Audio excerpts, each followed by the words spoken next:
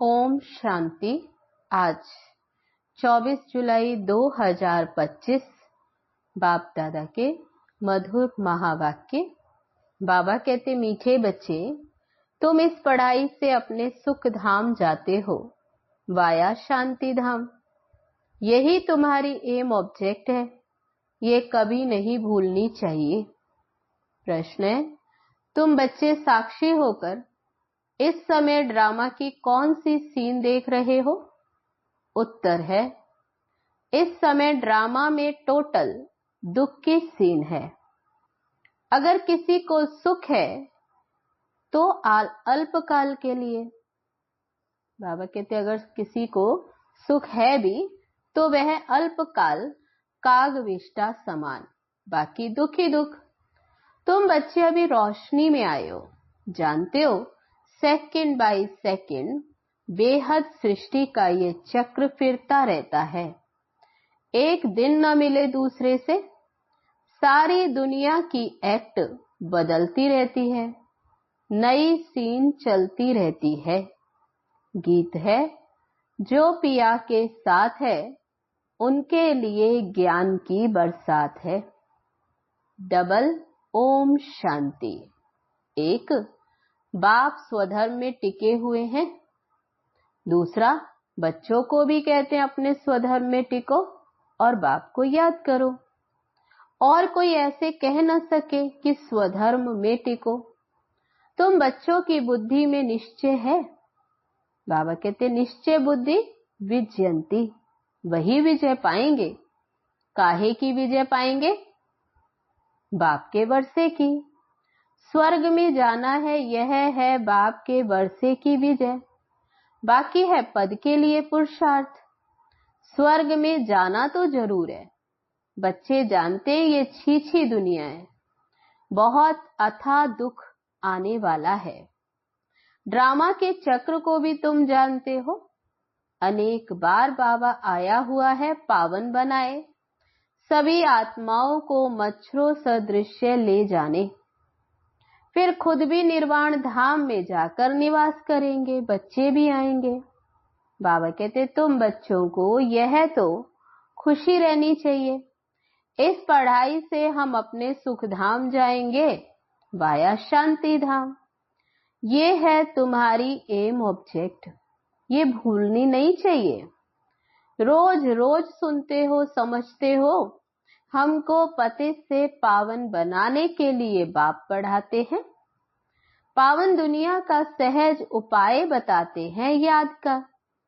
यह भी नई बात नहीं, लिखा हुआ है भगवान ने राजयोग सिखाया। सिर्फ भूल ये कर दी जो श्री कृष्ण का नाम डाल दिया। ऐसे भी नहीं है बच्चों को जो नॉलेज मिल रही है वे गीता के सिवाय और कोई शास्त्रों में होगी। बच्चे जानते हैं कोई भी मनुष्य की महिमा है नहीं जैसे बाप की है, तब बाप की महिमा जैसी किसी मनुष्य की महिमा नहीं। बाप ना आए तो सृष्टि का चक्र ही ना फिरे, दुख धाम से सुख धाम कैसे बने? सृष्टि का चक्र तो फिरना ही है, बाप को भी जरूर आना ही है। बाप आते हैं सबको ले जाने, फिर चक्र फिरता है। बाप ना आए तो कलयुग से सत्युग कैसे बने? बाकी ये बातें कोई शास्त्रों में नहीं है, राजयोग है ही गीता में। अगर समझे भगवान आबू में आया है तो एकदम भागे मिलने के लिए।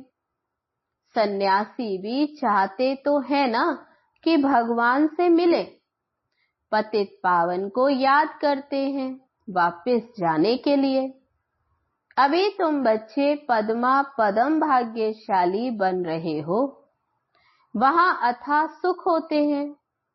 नई दुनिया में जो देवी देवता धर्म था वह अभी नहीं है। बाप दैवी राज्य की स्थापना करते ही हैं ब्रह्मा द्वारा, ये तो क्लियर है। तुम्हारी एम ऑब्जेक्ट ही ये है, इसमें संशय की तो बात ही नहीं। आगे चलकर समझ ही जाएंगे, ये राजधानी जरूर स्थापन होनी है। आदि सनातन देवी देवता धर्म है। जब तुम स्वर्ग में रहते हो तो इनका नाम ही है भारत। फिर जब तुम नरक में आते हो तब हिंदुस्तान नाम पड़ता। यहाँ कितना दुख ही दुख है। फिर ये सृष्टि बदलती है, फिर स्वर्ग में है ही सुख धाम। ये नॉलेज अभी तुम बच्चों को है, दुनिया में मनुष्य ये नहीं जानते। बाप खुद कहते अभी है अंधियारी रात, रात में मनुष्य धक्के खाते, तुम बच्चे रोशनी में हो। ये भी साक्षी हो, बुद्धि में धारण करना है। सेकंड बाय सेकंड बेहद सृष्टि का ये चक्र फिरता रहता है। एक दिन ना मिले दूसरे से, सारी दुनिया की एक्ट बदलती रहती है, नई सीन चलती रहती है। इस समय टोटल है ही दुख की सीन। अगर सुख है तो भी काग विष्टा समान, बाकी दुख ही दुख है। इस जन्म में करके सुख होगा, फिर दूसरे जन्म में दुख। अभी तुम बच्चों की बुद्धि में ये रहता है कि अभी हम जाते हैं अपने घर, इसमें मेहनत करनी है पावन बनने की। श्री श्री ने श्रीमत दी है, श्रेष्ठ से श्रेष्ठ शिव बाबा ने श्रीमत दी है श्री लक्ष्मी नारायण बनने की। बैरिस्टर मत देंगे बैरिस्टर भव। अब बाप भी कहते हैं श्रीमत से ये बनो। अपने से पूछना चाहिए मेरे में कोई अवगुण तो नहीं है। इस समय गाते भी हैं मुझ निर्गुण हारे में कोई गुण नहीं, आपे ही तरस परोई। तरस अर्थात रहम। बाप कहते बच्चे मैं तो किसी पर रहम करता ही नहीं हूं। रहम तो हर एक को अपने पर करना है, ये ड्रामा बना हुआ है। बेरहमी रावण तुमको दुख में ले आता है, ये भी ड्रामा में नून है। इसमें रावण का कोई दोष नहीं। बाप तो आकर सिर्फ राय देते हैं, यही उनका रहम है। बाकी ये रावण राज्य तो फिर भी चलेगा। बाबा कहते ये ड्रामा अनादि है, न रावण का दोष है न मनुष्यों का दोष है, ये चक्र को फिरना ही है। रावण से छुड़ाने के लिए बाप युक्तियां बताते रहते हैं। रावण मत पर तुम कितना पाप आत्मा बने हैं। अभी पुरानी दुनिया है, फिर जरूर नई दुनिया आएगी। ये चक्र तो फिरेगा ना, सत्युग को फिर जरूर आना है। अभी है संगम युग। महाभारत लड़ाई भी इस समय की है। विनाश काले विपरीत बुद्धि विनशंति। बाबा कहते तो होने का है, और हम विजयंती स्वर्ग के मालिक बनेंगे, बाकी सब होंगे ही नहीं। ये भी समझते हो पवित्र होने बिगर देवता बनना मुश्किल है। अब बाप से श्रीमत मिलती है श्रेष्ठ देवता बनने की, ऐसी मत कभी मिल ना सके। श्रीमत देने का उनका पार्ट है भी संगम पर, और कोई में तो ये ज्ञान ही नहीं है। भक्ति माना भक्ति, उनको ज्ञान नहीं कहेंगे। रूहानी ज्ञान सागर रूह ही देते, उनकी ही महिमा है। ज्ञान का सागर, सुख का सागर। बाप पुरुषार्थ की युक्तियां भी बताते हैं। बाबा कहते ये ख्याल रखना चाहिए कि अभी फेल हुए तो कल्प कल्पांतर फेल होंगे, बहुत चोट लग जाएगी। श्रीमत पर ना चलने से फिर चोट लग जाती है। ब्राह्मणों का झाड़ तो बढ़ना भी जरूर है, इतना ही बढ़ेगा जितना देवताओं का झाड़ है। तुमको पुरुषार्थ करना और कराना है, सैपलिंग लगती रहेगी, झाड़ बड़ा होता जाएगा। तुम जानते हो अभी हम पुरुषार्थ करते, तो बाबा कहते तुम जानते हो अभी पुरुषार्थ करते, अभी हमारा कल्याण हो रहा है, पतित दुनिया से पावन दुनिया में जाने का कल्याण होता। तुम बच्चों की बुद्धि का ताला अभी खुला है। बाप जो बुद्धिवानों की बुद्धि है ना, अभी तुम समझ रहे हो, फिर आगे चल देखना किस किस का ताला खुलता है। ये भी ड्रामा चलता है, फिर सतयुग से फिर रिपीट होगा। लक्ष्मी नारायण जब तख्त पर बैठते तब संवत शुरू होता। तुम लिखते भी हो 1 से 1250 वर्ष तक। स्वर्ग कितना क्लियर है, तब बाबा कहते कितना क्लियर लिखते। ये कहानी है सत्यनारायण की, कथा अमरनाथ की है ना। तुम अभी सच्ची सच्ची अमरनाथ की कथा सुनते हो, उसका फिर गायन चलता है। ये त्योहार आदि सब इस समय के हैं। नंबर 1 पर्व है शिव बाबा की जयंती। कलयुग के बाद जरूर बाप को आना पड़े सतयुग को चेंज करने। चित्रों को कोई अच्छी रीति से देखेंगे, कितना पूरा हिसाब बना हुआ है। तुमको यह खातरी है, जितना कल्प पहले पुरुषार्थ किया है उतना करेंगे जरूर। साक्षी हो, औरों को भी देखेंगे, अपने पुरुषार्थ को भी जानते, तुम भी जानते हो। स्टूडेंट अपनी पढ़ाई को नहीं जानते होंगे, दिल खाएगी जरूर कि हम इस सब्जेक्ट में बहुत कच्चे, फिर नापास हो जाते। इम्तिहान के टाइम जो कच्चे होंगे, बाबा कहते फिर उनकी दिल धड़कती रहेगी। तुम बच्चे भी साक्षात्कार करेंगे, परंतु नापास तो हो ही गए, फिर कर क्या सकते।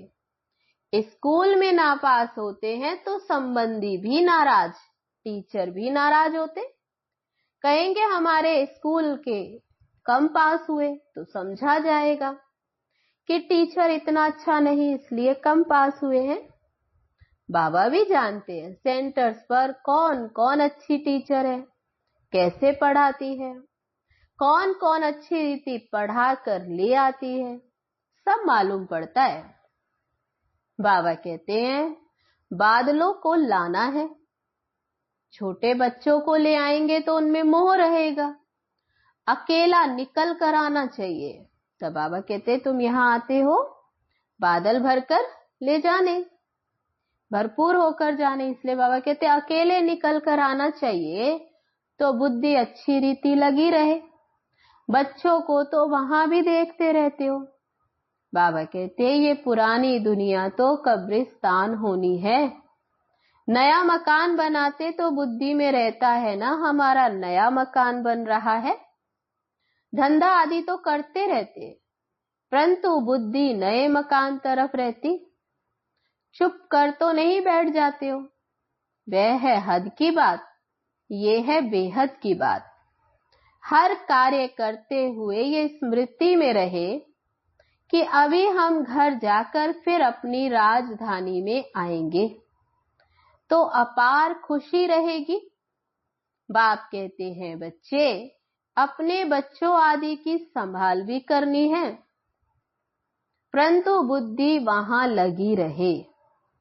याद ना करने से फिर पवित्र भी नहीं बन सकते। याद से पवित्र, ज्ञान से कमाई। यहां तो सब है पतित, दो किनारे हैं। बाप को खिवैया कहते हैं, परंतु अर्थ नहीं समझते। अभी तुम जानते हो बाप उस किनारे ले जाते हैं। आत्मा जानती है हम अब बाप को याद कर बहुत नजदीक आ रहे हैं। खिवैया नाम भी अर्थ सहित रखा है ना। ये सब महिमा करते हैं नैया मेरी पार लगाओ। सतयुग में तो ऐसे कहेंगे क्या? बाबा कहते वहां ऐसा कहेंगे क्या? ये कलयुग में ही पुकारते हैं कि नैया मेरी पार लगाओ। तुम बच्चे अभी समझते हो, बेसमझ को तो यहाँ आना नहीं है। मधुबन में बाप की सख्त मना है, निश्चय नहीं तो कभी नहीं ले आना चाहिए, कुछ भी समझेंगे नहीं। पहले तो 7 रोज का कोर्स दो, कोई को तो 2 रोज में भी तीर लग जाता। अच्छा लग गया तो फिर छोड़ेंगे थोड़े, कहेंगे हम 7 रोज और भी सीखेंगे। फिर तुम झट समझ जाएंगे कि यह इस कुल का है। तेज बुद्धि जो होंगे वह कोई बात की परवाह नहीं करेंगे। अच्छा, एक नौकरी छूट जाएगी, दूसरी मिलेगी। बच्चे दिल वाले जो होते उनकी नौकरी आदि छूटती ही नहीं, खुद ही बंडर खाते। बच्चियां कहती हमारे पति की बुद्धि फेरो। बाबा कहते मुझे मत कहो, तुम योग बल में रहे फिर बैठ ज्ञान समझाओ। बाबा थोड़ी बुद्धि को फेरेंगे, फिर तो सभी ऐसे धंधे करते रहेंगे। जो रस्म निकलती है उनको पकड़ लेते हैं। कोई गुरु से किसको फायदा हुआ सुना तो बस उनके पीछे पड़ जाते हैं।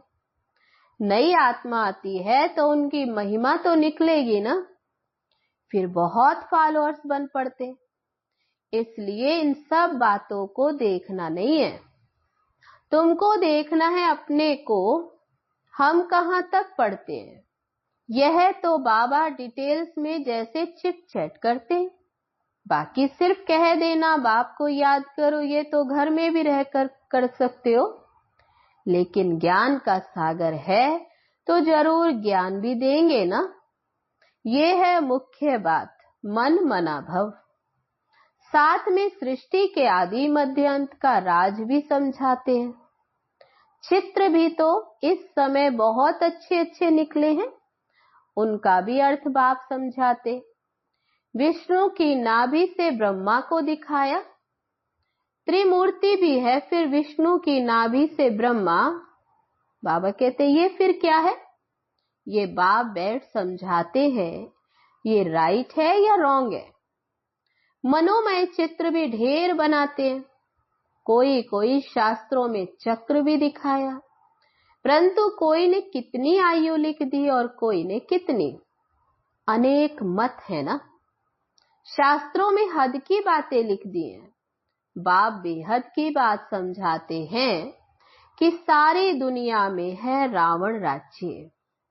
ये तुम्हारी बुद्धि में ज्ञान है कि हम कैसे पतित बने फिर कैसे पावन बनते। पीछे फिर और धर्म आते, अनेक वैरायटी हैं, एक ना मिले दूसरे से। एक जैसे फीचर्स वाले दो तो हो न सके। बाबा कहते ये बना बनाया खेल है जो रिपीट होता रहता है। बाप बच्चों को बैठ समझाते हैं, टाइम थोड़ा होता जाता। अपनी जांच करो कि हम कहां तक खुशी में रहते हैं। हमको कोई विकर्म नहीं करना है। तूफान तो आएंगे, बाप समझाते हैं बच्चे अंतर्मुख होकर अपना चार्ट रखो, तो जो भूलें होती हैं उनका पश्चाताप कर सकेंगे। ये जैसे योग बल से अपने को माफ करते हो। बाबा कोई क्षमा या माफ नहीं करते, ड्रामा में क्षमा अक्षर ही नहीं। तुमको अपनी मेहनत करनी है। पापों का दंड मनुष्य खुद ही भोगते हैं, क्षमा की तो कोई बात ही नहीं। बाप कहते हर बात में मेहनत करो। बाप बैठ युक्ति बताते हैं आत्माओं को। बाप को बुलाते हो पुराने रावण के देश में आओ, हम पतितों को आकर पावन बनाओ। परंतु मनुष्य समझते नहीं है। बाबा कहते बुलाते हैं लेकिन समझते नहीं। वह है आसुरी संप्रदाय और तुम हो ब्राह्मण संप्रदाय, दैवी संप्रदाय बन रहे हो। पुरुषार्थ भी बच्चे नंबरवार करते, फिर कह देते इनकी तकदीर में इतना ही है। अपना टाइम वेस्ट करते, जन्म जन्मांतर कल्प कल्पांतर फिर ऊंच पद पा नहीं सकेंगे। अपने को घाटा नहीं डालना चाहिए, क्योंकि अभी जमा होता है फिर घाटे में चले जाते हैं। रावण राज्य में कितना घाटा होता है। अच्छा, मीठे मीठे सिक्के लदे बच्चों प्रति माता पिता बाप दादा का याद प्यार और गुड मॉर्निंग। रूहानी बाप की रूहानी बच्चों को नमस्ते। हम रूहानी बच्चों की रूहानी बाप दादा को नमस्ते नमस्ते। ओम शांति। अब है धारणा के लिए मुख्य सार। पहली पॉइंट, अंतर्मुखी बन अपनी जांच करनी है। जो भी भूलें होती हैं उनका दिल से पश्चाताप कर योग बल से माफ करना है, अपनी मेहनत करनी है। दूसरी पॉइंट, बाप की जो राय मिलती है उस पर पूरा चलकर अपने ऊपर आपे ही रहम करना है। साक्षी हो अपने व दूसरों के पुरुषार्थ को देखना है। कभी भी अपने आप को घाटा नहीं डालना है। वरदान है आज का, विश्व कल्याण की भावना द्वारा हर आत्मा की सेफ्टी के प्लान बनाने वाले सच्चे रहम दिल भव। वर्तमान समय कई आत्माएं अपने आपे ही स्वयं के अकल्याण के निमित्त बन रही हैं। उनके लिए रहम दिल बन कोई प्लान बनाओ। किसी भी आत्मा के पार्ट को देखकर स्वयं हलचल में नहीं आओ, लेकिन उनकी सेफ्टी का साधन सोचो। ऐसे नहीं कि ये तो होता रहता है, झाड़ को तो झड़ना ही है। नहीं, आए हुए विघ्नों को खत्म करो। विश्व कल्याणकारी व विघ्न विनाशक का जो टाइटल है, उस प्रमाण संकल्प, वाणी और कर्म में रहम दिलवन वायुमंडल को चेंज करने में सहयोगी बनो। स्लोगन है आज का, कर्मयोगी वही बन सकता है जो बुद्धि पर अटेंशन का पहरा देता है। अव्यक्त इशारा है आज का, संकल्पों की शक्ति जमा कर श्रेष्ठ सेवा के निमित्त बनो। लास्ट में फाइनल पेपर का क्वेश्चन होगा, सेकंड में फुल स्टॉप, इसी में ही नंबर मिलेंगे। सेकंड से ज्यादा हो गया तो फेल हो जाएंगे। एक बाप और मैं, तीसरी कोई बात ना आए।